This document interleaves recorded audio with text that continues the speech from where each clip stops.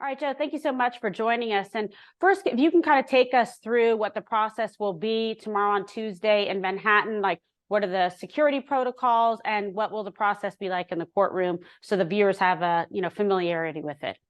Kimberly, it's a great question. The problem is, I don't think any of us know really, except that we're going down there late morning. The arraignments are going to be sometime in the afternoon. It's a Secret Service run operation, so we're going down with them, and we will be arriving with them, and they will take control of who gets out, where, and how, and all that. As far as inside the courthouse, that's the Court Officers Union is dealing with that. The court officers and the NYPD, of course, with Secret Service's input. But part of me thinks it's going to be just a regular arraignment. We go before a judge, we plead not guilty, we set motion schedules, and right. do all those things we normally do. But I think we all know that nothing here is normal. Nothing's going to happen in a standard way, and the DA's office is going to try and eke out every ounce of publicity they can get from this, and try and put on a spectacle and a show like they've been doing all along. So I don't really know what to expect, quite frankly, except we will very much plead not guilty very loudly and proudly, and then get out of there. Yes, I think the idea is to streamline the process.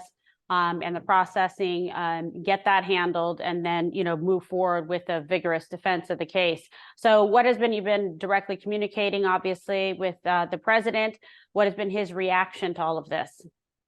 He's a fighter, and he's ready to fight. He still cannot believe he's coming to New York for an arraignment in criminal court. Honestly, neither can I. It's yeah, no one can. It's outrageous. It's unprecedented. It's just that we'll never be able to go back to. It's just insane. But he's ready to go. He's now in fight mode. Yes, and if everybody knows him, knows that he's a big fighter, and he's not going to put up with this, and he's going to see it through all the way. He feels like he's on a mission, right?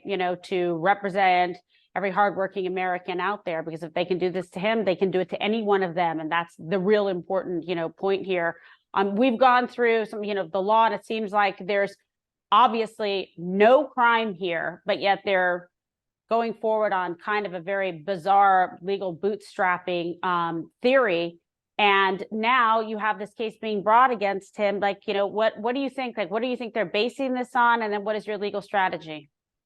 I mean, they're basing it on a political agenda. That's what they're basing it on. They're going to attempt to say the Stormy Daniels, confidentiality agreement was a campaign fund issue, which it was not. It was a personal resolution to a civil case, which happens all the time in this city, in this country, quite frankly. Confidentiality agreements, payments made by the way, this was engineered by his then lawyer, Cohen, and Stormy Daniels' lawyer. President Trump didn't even know about it at the time. Cohen took out a loan to finance the payments and then subsequently billed for legal fees later. But all of that aside, it doesn't come close to the realm of federal campaign law violation. And that's where we're at. This is a federal election. The FEC has already passed on this. The Justice Department has passed on this. This is a case that is, without any legal or factual merit. I mean, the standard was the payment made exclusively for the campaign? And then you would have to, of course, make an FEC notification. But here, the answer to that question is absolutely not, because the payment would have been made irrespective of the campaign. It's to resolve a personal matter that would have caused embarrassment to himself and his family in a civil settlement that happens all the time. I've said before, if anyone's the victim of anything, he's the victim of extortion. Yes. But putting that aside, assuming everything everyone's saying is true, including Michael Cohen, I know that's an unlikely scenario. I mean, the guy is constitutionally incapable of telling the same story the same way twice. Putting that aside, convicted felon. Assuming that was true, it still doesn't amount to a crime. It just doesn't, because there's no scenario where this payment, this money, was not used for personal benefit. It was personal money used for a personal benefit. That benefit being to not have any, embarrassing stories coming out and written. He still had a career. If he didn't win the White House, he was still going back to his TV show. He was a television personality. He had other, like his real estate projects. So, that would have been done irrespective of the campaign. Once you reach that, there's no crime. Yeah. Okay. And so what is the time frame here? People want to know, how is this going to play out? just in terms of the procedural aspects of it, what can we expect? I think like any other case, of course, there are going to be a slew of motions that are not normally made. We're going to make motions to dismiss based on prosecutorial misconduct, selective prosecution, legal insufficiency. So there's a whole host of motions that are going to be coming down the pike. That will take longer than most. There'll be discovery. I'm sure there's going to be issues of protective orders, which would complicate and slow things down a little bit regarding discovery, meaning you can't disseminate the discovery that we get in the case. But, at the end of the day, there'll be a motion schedule, a hearing schedule, and a trial schedule, unless this case is dismissed beforehand. I think it should be based on the law and based on the facts and the allegations that we know exist. This case should not make it to a trial, but if it does, we'll be ready. Okay, and a lot of people have asked me, do we have confidence in the judge and the jury in a case that is so, high profile and clearly politicized? Yeah, I know the president doesn't have confidence in the judge because he was the judge in the Trump Organization trial. And they felt that there was some really improper rulings against Trump and bias, yes. Bias, and they, as a matter of fact, made a motion to recuse him in that case that didn't go anywhere. I can't opine right now that this judge needs to be removed or recused yet because he hasn't done anything in this case yet. I want to give him a chance to be fair and intellectually honest, and I hope he's going to be. And if he is, then this case should be resolved well before we ever start picking a jury. And if we get to a jury process,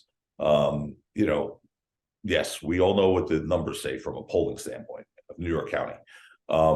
That being said, rule of law is important in this country. Every American, no matter what side of the political spectrum they sit on, should be concerned about rule of law. And the rule of law is something that will be absolutely shattered if this case is allowed to proceed. I totally agree. And I think it's unprecedented.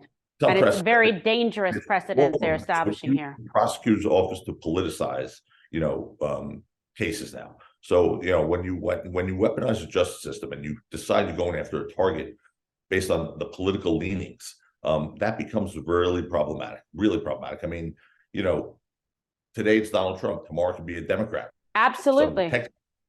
Some Texas prosecutor who's a Republican could not like a Democratic candidate who seems to be doing well. They'll search his personal and business life for 7 years like they did Donald Trump. They'll find the man, and then they'll look for the crime. That is not how it's supposed to be, and that's exactly what happened here. It's unbelievable. Now, a lot of discussion. I've had multiple cases where a gag order, was issued. There's some reports here indicating that a judge might do that as well. What are your thoughts on that? What impact do you think it'll have on the case, if any at all? I don't think there'll be a gag order at all here. I mean, there's First Amendment issues that have to be balanced with the right of a fair trial. But here, again, first impression, again, something that we've never seen before. You can't gag the defendant because he happens to be running for the office of the presidency. Right. It's a big deal. So if you imagine he's going to be asked about this, obviously, on his campaign trails and debates. What is he supposed to say? I'm sorry, I can't answer that question. I have a gag order. I mean, the gag order is the most extreme remedy, and it's in violation of the First Amendment. And I don't think anyone's proposing a gag order, by the way. So I think it's more about the protective order on some of the documents to not disseminate them to third parties. Okay, yeah, that makes a lot of sense in terms of, putting this case forward. What do you think the American people need to really understand, about this case? Because it does involve a lot of nuance about election law and, a past case and about, are they trying to bootstrap in because the statute of limitations has run? But yet then we hear reports it's, 30 plus counts. Well, the counts could be just, them taking each check, each payment, each ledger entry, each whatever, and extrapolating. And making, I mean, it's the same factual scenario, whether it's 2 counts or 30 counts, it's one factual scenario. And what they need to know about this case is that if this were not Donald Trump, for John Smith, there is no way this case would ever have been brought into a courtroom. Just look back to recent history. I mean, I don't know, Hillary Clinton, the Steele dossier, right? Right. That was a campaign finance violation, right? FEC found that was a campaign violation, and she paid a fine. Here, the FEC found declined to proceed forward. Yeah, they found it was, and she paid a fine. Bill Clinton, when he was running for office, had to pay Paula Jones $900,000 for a sexual assault allegation.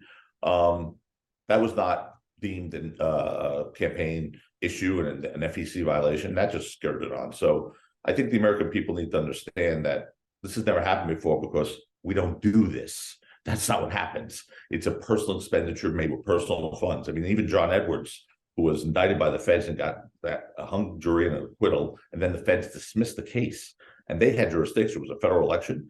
That money was paid with donor money in his case. Some donor paid $900,000 to keep his girlfriend and child in a hidden stash house, so to speak. Well, remember that? Yeah. That was where the donor's money. Here, this was personal money, wasn't campaign money. And he was hiding in the bathroom stall when like the National Enquirer was going in there after him. That was crazy. It's crazy. So anyway, that's sort of where we are now. It's a case that really troubles me personally on a deep level. As a former prosecutor, as a defense lawyer for many years, I'm sad that we've got to this point in this country. I really am. Me too. That's what I said earlier today. It's just, I never thought I'd see it. I'm very sad to see it, especially, myself, as a former prosecutor. That's a very serious job. We have a lot of discretion. You take an oath to uphold the law, to be a neutral arbiter of the law and the facts, to investigate and make sure that an actual crime has been committed, not to politicize the office because you have, donors that are upset that you're not going after President Trump. I mean, it's so outrageous to think, and I've said America, we're like the shining example, the most incredible, best justice system in the world. And now look at how far we have fallen with people like Alvin Bragg that are willing to do whatever it takes, sell their soul to try to put an innocent man behind bars. It's so really outrageous. An embarrassment to this country, and it's a sad day for this country. It really is.